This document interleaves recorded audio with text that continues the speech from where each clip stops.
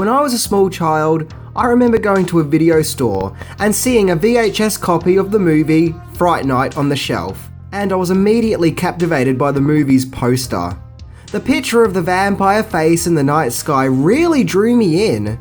And that, ladies and gentlemen, was my introduction into Fright Night. Released in 1985, it tells the story of teenager Charlie Brewster, a lover of classic horror movies, whom, after spotting some odd happenings from his bedroom window, believes that his new next-door neighbour Jerry is a vampire. And of course, Charlie's friends Amy and Evil Ed don't believe him.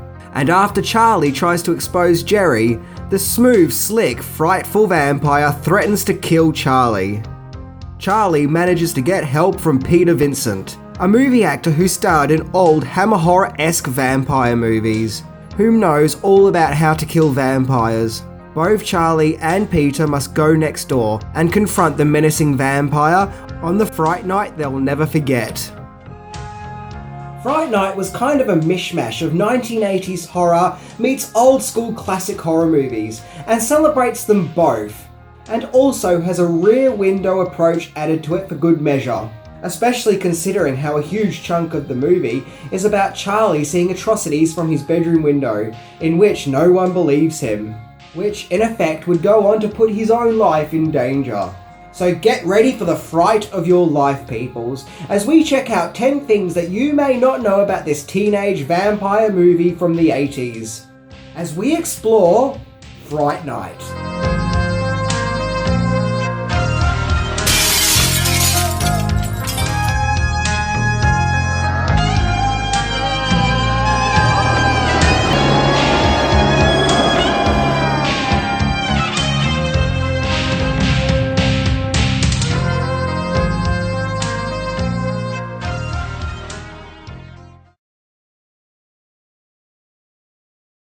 Number 10. The Boy Who Cried Wolf.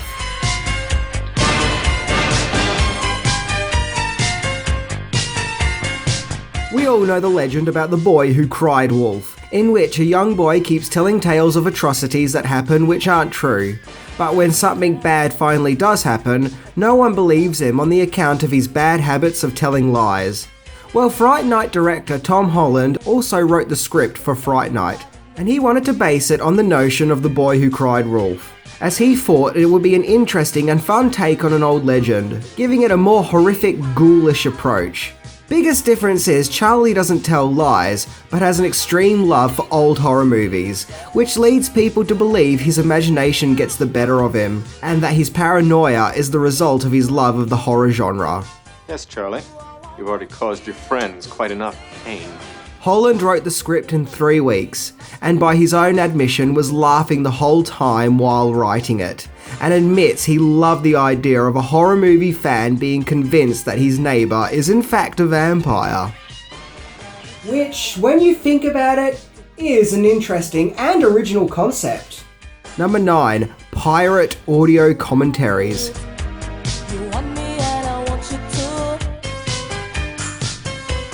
When Fright Night was finally released on DVD in the early 2000s, this was the amazing list of special features the movie had to offer. Yep, that's right, absolutely nothing. Okay, technically there was the trailer for the movie, but screw the trailer! That's hardly a special feature when you think about it. So if anyone wanted to get any insights into the making of the movie, they wouldn't have been able to via the DVD, that's for sure. I don't understand you. First you want to make love and then you don't. However, in 2008, some of the cast and crew made unofficial, downloadable audio commentary tracks with a company called Icons of Fright. I really like this idea. It's kind of sticking it to those behind the DVD release, who underestimated Fright Night and just assumed that no one would be interested in any other materials related to the movie. Despite the fact that the commentaries weren't official products of the Fright Night brand, they were eventually added to the Blu-ray release of the movie. Number 8. William Ragsdale auditioned for another 80s classic before he got the role of Charlie.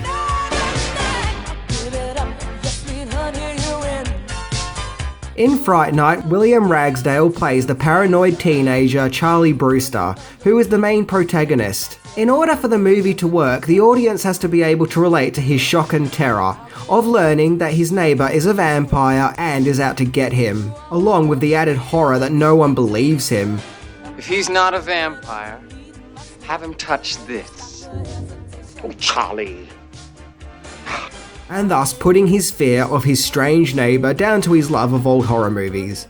And Ragsdale plays the part perfectly. However, shortly before he landed the role of Charlie, he auditioned for Rocky Dennis in the movie Mask. He didn't get the part on the account that went to Eric Stoltz. However, Ragsdale then auditioned for Fright Night, and ironically enough, found out he got the part for Fright Night on Halloween of all days. Creepy? Okay, awesomely creepy, but still pretty creepy.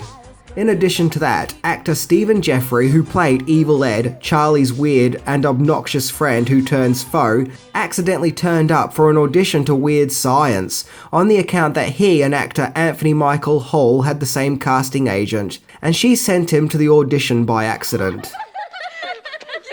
You really believe me, you poor dope! Number 7. Chris Sarandon's reaction to the script.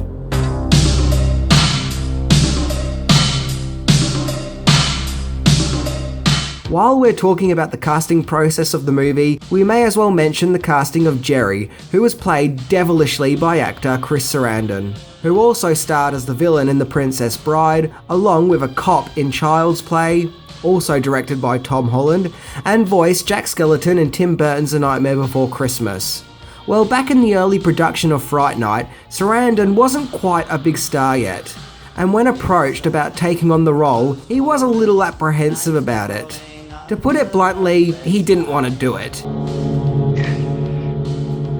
Fool. He hated the idea of playing a vampire, he hated the idea of starring in a horror movie, and he didn't really want to work with a first-time director.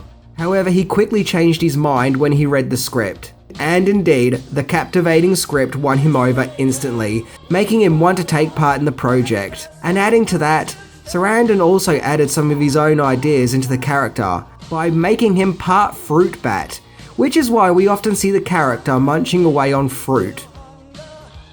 Just adding some small details like that just makes the character that bit more interesting. Number 6, the library ghost from Ghostbusters makes a cameo. Sort of.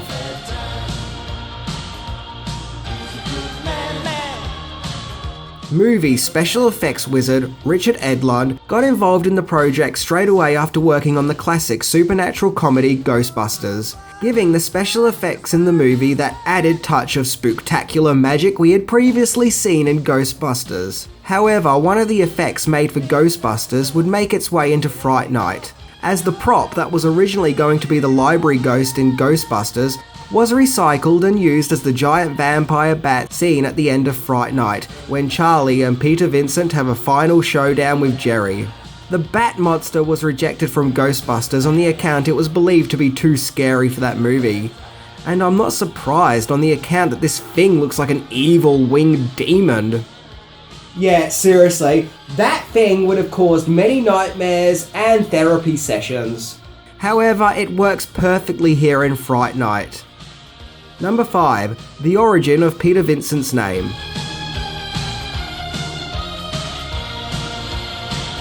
In Fright Night, we see the movie's secondary hero, the washed-up, middle-aged horror movie actor Peter Vincent, who hosts a midnight horror show called Fright Night, who by the end of the movie regains some of his motivation back into life.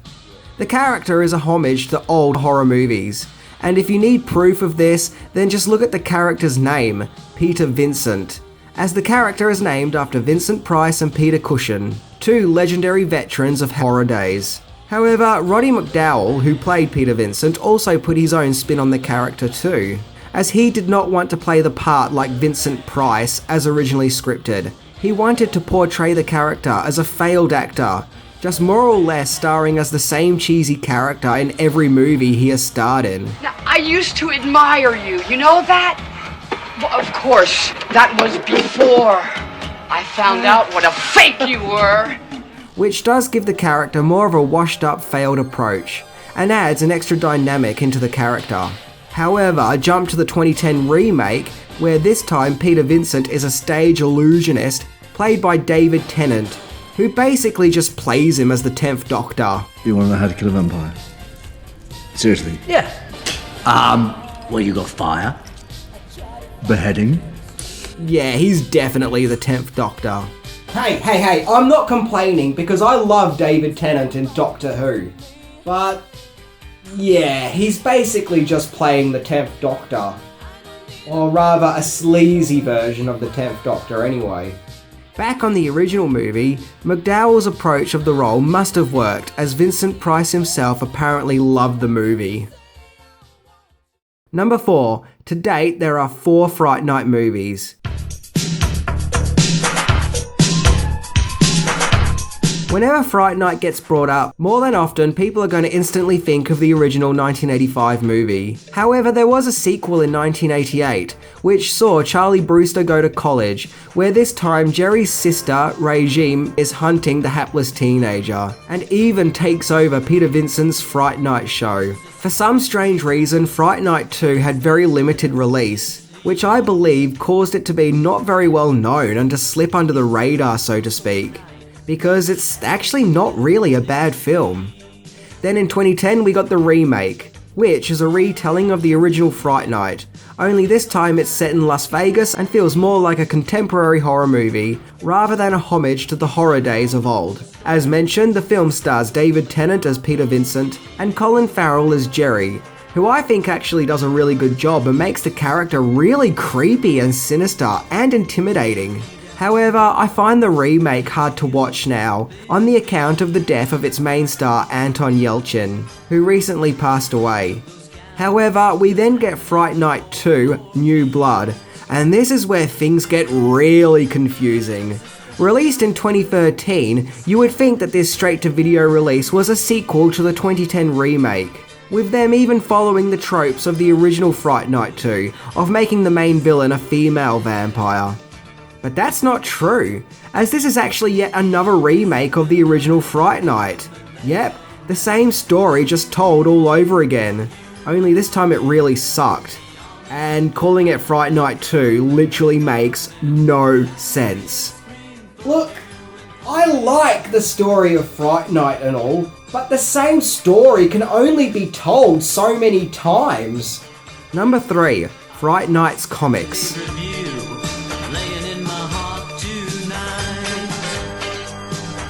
Released by Now Comics, which ran from 1988 to 1990, the Fright Night comics furthers the adventures of Charlie Brewster and Peter Vincent's struggles against the blood-sucking vampires of the night. In stories that include taking on bats who latch onto people's heads and control their bodies, along with a really bizarre issue where the police actually enlist Charlie and Peter's help to stop some menacing squid men. Okay. And another issue about a boy who can transform himself into a spider. In other words, this comic was pretty batshit insane, and had some wild and far out there ideas. The series would even see the return of the Evil Ed character, who wants to get out revenge on his old friend Charlie and even has gangs of minions. Number 2, the Fright Night sequel which never happened.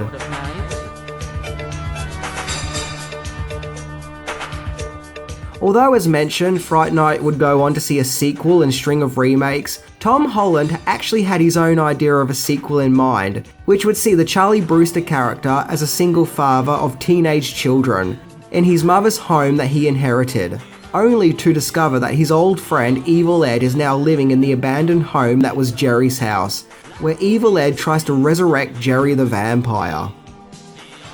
Damn, instead of trying to retell the original movie all the time, why doesn't someone get to work on making that movie happen? Number 1, alternative ending.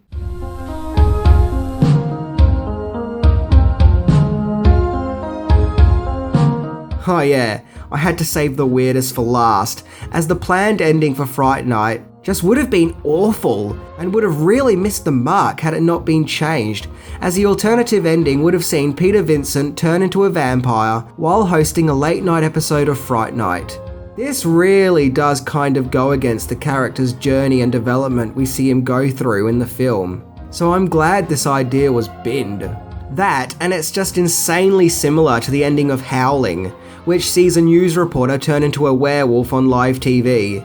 So people would have just assumed that the ending was a rip-off, and thus might have not liked the movie as much, which could have affected its eventual cult status. Yep, that one scene could have really screwed things up for Fright Night, especially considering that a movie's ending is its lasting impact that it has on its audience.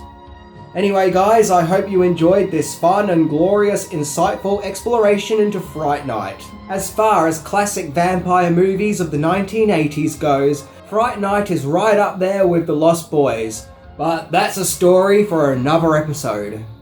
Anyway, I'm Minty, and have a pleasant Fright Night. Did you see that? Did you see what I did there? Okay, see ya!